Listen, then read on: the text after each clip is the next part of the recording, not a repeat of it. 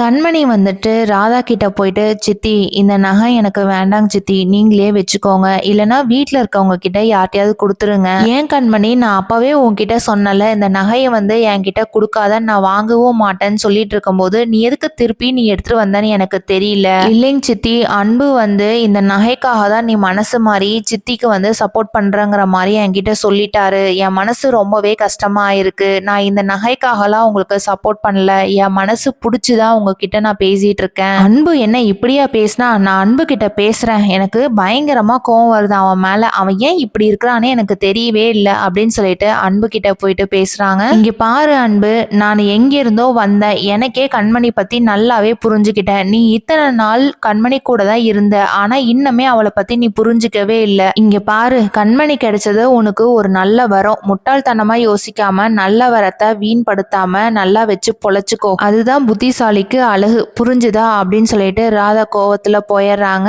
அந்த டைம்ல அன்பு வந்து கண்மணியை கூப்பிட்டு, இங்க பாரு, அத்தை கிட்ட ஏதாவது ஒண்ணு சொன்னியா? அத்தை வந்து இப்ப என்கிட்ட அட்வைஸ் பண்ணிட்டு போனாங்க, திட்டிட்டு போனாங்க, நீ எதுக்கு தேவையில்லாம வீட்டுல பிரச்சனை பண்றன்னு தெரியல. நான் வந்து அவங்க கிட்ட ஒண்ணுமே சொல்லலைங்க, நெக்லஸ் எடுத்துட்டு போய் நீங்களே வச்சுக்கோங்கன்னு சொல்லி தான் கொடுத்தேன் அப்படின்றாங்க. நாளைக்கு என்ன நடக்க போகுதுங்கிறத வெயிட் பண்ணி பார்க்கலாம். தேங்க்யூ.